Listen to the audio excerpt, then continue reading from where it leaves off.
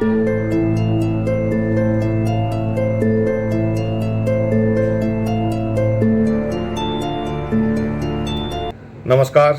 जय हिंद। इतिहास विमर्श में आपका एक बार फिर से स्वागत है।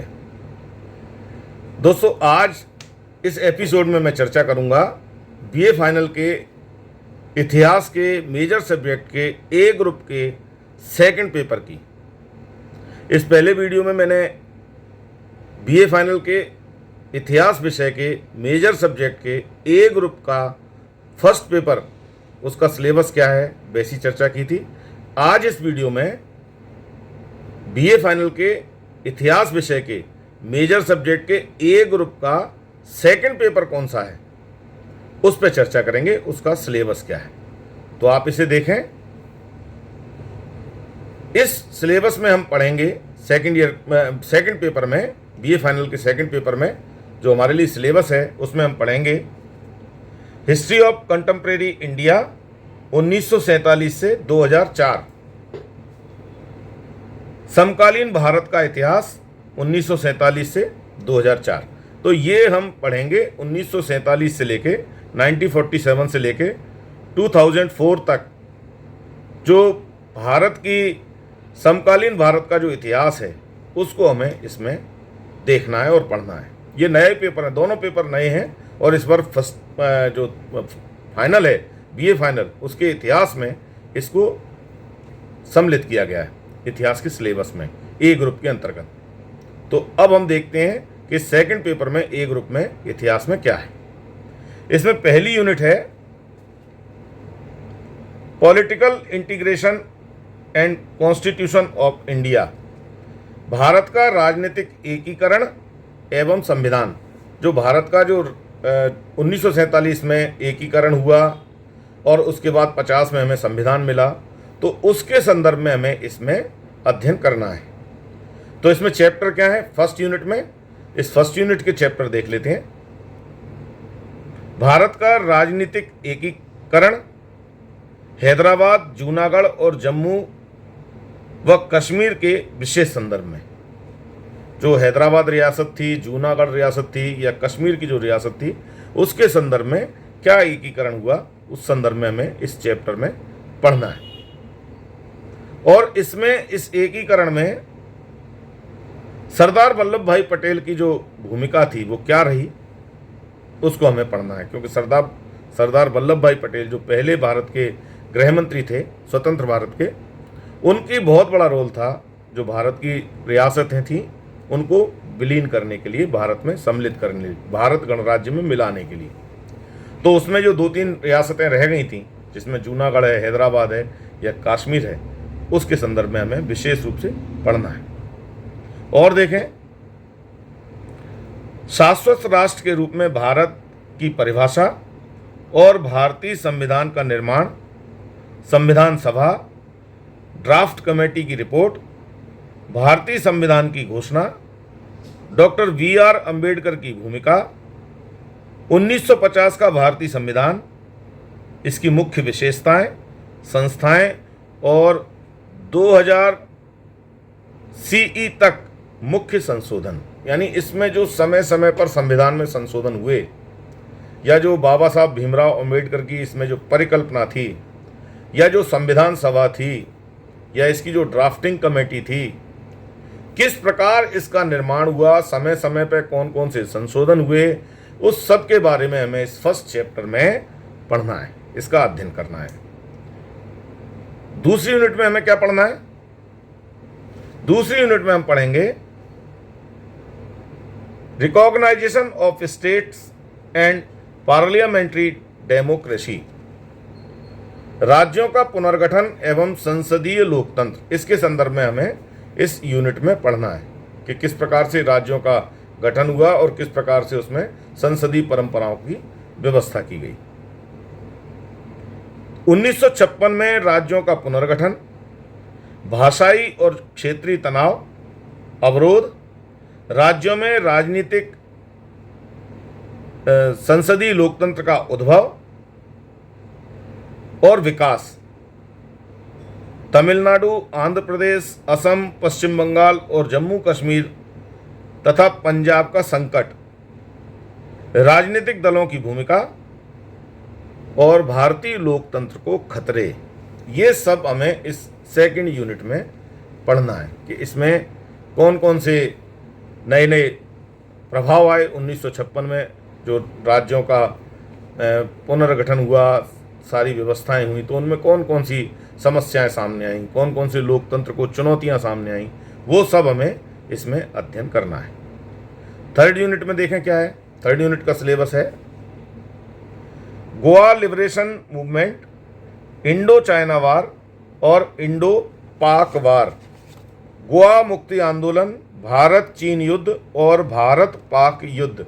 इसके संदर्भ में इस यूनिट में हमें अध्ययन करना है कि क्या गोवा में उसके स्वतंत्र कराने के लिए आंदोलन हुए, साथ ही साथ जो भारत और चाइना का युद्ध हुआ वो क्यों हुआ, क्या कारण थे, क्या परिणाम निकले, और जो भारत और पाकिस्तान का युद्ध था उसके संदर्भ में हमें इस यूनिट में अध्ययन करना है।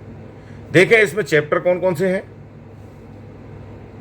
तो इसमें चैप्टर हैं गोवा मुक्ति आंदोलन, गोवा में पुर्तगाली शासन की स्थापना, गोवा की स्वाधीनता हेतु प्रारंभिक संघर्ष, राम मनोहर लोहिया का सत्याग्रह, गोवा विमोचन सहायक समिति का सत्याग्रह, सैनिक कार्रवाई और गोवा की आज़ादी, भारत चीन युद्ध 1962, भारत पाक युद्ध 1965 एवं 1971। जो ये युद्ध हुए इनके बारे में हमें इस यूनिट में पढ़ना है और इसको लिखना है। और देखें चौथी यूनिट में क्या है। ये 3 यूनिट तक हमने चर्चा की, अब चौथी यूनिट पे हम चर्चा करते हैं। इसमें क्या आपके लिए अध्ययन की सामग्री है, किस विषय पे हमें अध्ययन करना है। तो देखें चौथी यूनिट में है Indian economy, status of woman and emergency. तो इसमें हमें पढ़ना है भारतीय अर्थव्यवस्था, महिलाओं की स्थिति और आपातकाल, यानी भारतीय अर्थव्यवस्था किस प्रकार डेवलप हुई, किस प्रकार भारत एक कृषि प्रधान देश है, किस प्रकार उसका निर्माण हुआ, भारत में जो महिलाएं हैं उनका स्टेटस क्या है, किस प्रकार उनकी स्थिति रही, किस प्रकार उन्होंने अपना डेवलपमेंट किया, कैसे राष्ट्र के निर्माण में उनकी भूमिका रही, वो सब हमें इसमें पढ़ना है। साथ ही साथ 1975 का जो आपातकाल है वो किन परिस्थितियों में लगाया गया, उसके क्या दुष्परिणाम निकले, और उसके बाद एक नए प्रकार की राजनीति का जो प्रादुर्भाव हुआ उससे देश को क्या लाभ हुए या क्या नुकसान हुए, वह सारी परिस्थितियों को हम इस यूनिट के अंतर्गत पढ़ेंगे। यानी कंप्लीट एक इतिहास भारत के संदर्भ में हमें पढ़ने को मिलेगा। तो ये हम इस चौथी यूनिट में पढ़ेंगे। और इस पेपर की जो लास्ट 5वीं यूनिट है, अब उस पर हम ध्यान देते हैं वो क्या है और उसमें हम किस चीज़ का अध्ययन करेंगे, कौन कौन से चैप्टर हैं उसमें और मुख्य रूप से हमें उसमें पढ़ना क्या है। तो 5वीं यूनिट है foreign policy of India and emergence of terrorism, Bharat की विदेश नीति एवं आतंकवाद का उद्भव। जो भारतीय विदेश नीति रही है स्वतंत्र भारत की, उस समय समय पर किस प्रकार उसमें चेंजेस आते रहे, उस विदेश नीति के आधार पर भारत ने कितना विकास किया, दूसरे अन्य देशों तक कितना अपने आप को पहुंचाया, कितना वहाँ से हमने अपने विकास के लिए संसाधन जुटाए, वो सारा का सारा हमें पढ़ना है इसमें। और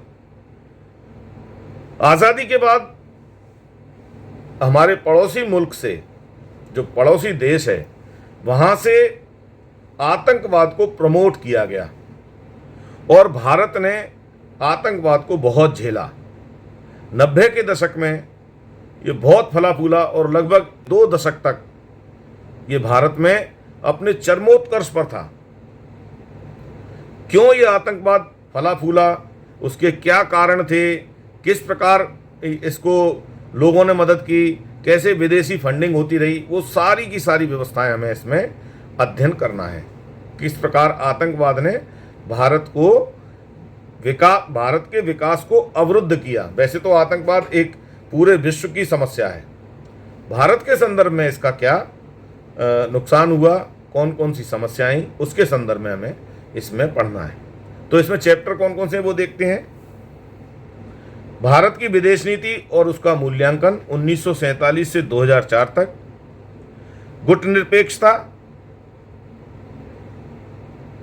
पंचशील, सार्क इत्यादि जो व्यवस्थाएं उनके बारे में हमें पढ़ना है। जो गुटनिरपेक्ष देश हैं या सार्क देश हैं, तो उन्होंने किस प्रकार से एक गुट बनाया और जो एक सामूहिक जो समस्याएं थी उनका समाधान किया। सामूहिक विकास के जो प्रतिमान हैं वो कैसे खड़े किए जाएं, इस प्रकार से गुटनिरपेक्ष एक आंदोलन भी चला। और सार्क देश जो थे उन्होंने एक संयुक्त साझा रणनीति कैसे बनाई, उसके क्या अपने को लाभ हुए। पंचशील के क्या सिद्धांत थे, 1947 से 2004 तक भारत की विदेश नीति क्या थी और उस विदेश नीति के क्या लाभ हुए, वो सारी चीज़ें हमें इसमें पढ़नी है।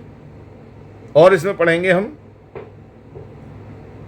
आतंकवाद का उद्भव, मुद्दे और चुनौतियां, और कारगिल युद्ध 1999। जो आतंकवाद है वो क्या मुद्दे उसके रहे, उसकी तरह तरह की चुनौतियां कौन सी रहीं, कारगिल में 1999 में जो युद्ध हुआ उसके पीछे क्या कारण थे, कारगिल विजय जो भारतीय सेनाओं ने की तो वो किस प्रकार की, किन परिस्थितियों में की, उन पे क्या संसाधन थे। तो ये सारी की सारी चीज़ें हमें इसमें अचानक जो एक वॉर थोप दी गई उसका समाधान कैसे सैनिकों ने, भारतीय सेना ने किया, उसकी चर्चा हमें इस चैप्टर में करनी है। और इसमें हम क्या पढ़ेंगे 5वीं यूनिट में, सेकंड पेपर में,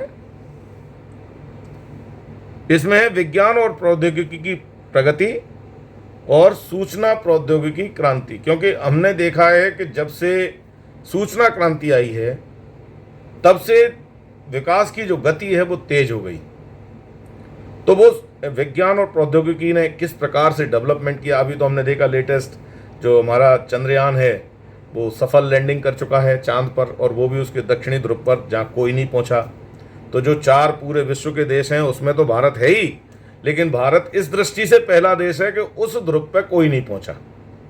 तो ये विज्ञान और प्रौद्योगिकी की जो सफलता है, ये भारत ने किस प्रकार से इस सीढ़ी को चढ़ा। अगर हम वैदिक कालीन इतिहास देखेंगे तो वो सारी की सारी घटनाएं हमारे उन वेदों में, पुराणों में, शास्त्रों में निहित हैं, जो आज नासा या इसरो जिनकी घोषणा करती हैं वो सब पहले से हैं। तो वो वैदिक गणित क्या है, वैदिक साइंस क्या है, किस प्रकार से जो आधुनिक विज्ञान है उसका विकास हुआ भारत में और किस प्रकार से उसकी सफलता के सोपान चढ़े, वो सब हमें इस सेकंड पेपर में 5वीं यूनिट में पढ़ना है। तो इस प्रकार से ए ग्रुप का मेजर सब्जेक्ट का ए ग्रुप, उसका ये सेकंड पेपर है बीए फाइनल के विद्यार्थियों के लिए। आपको ये अवसर है कि आप ए ग्रुप पढ़ें या बी ग्रुप पढ़ें, जो ग्रुप आप पढ़ेंगे उसके दोनों पेपर आपको पढ़ने होंगे। तो इस वीडियो में मैंने आपको ए ग्रुप के सेकंड पेपर की चर्चा की है। इससे पहले वाले वीडियो में मैंने फर्स्ट पेपर की चर्चा की। आपको ये पसंद आता है तो आप ज़रूर इनका अध्ययन कर सकते हैं।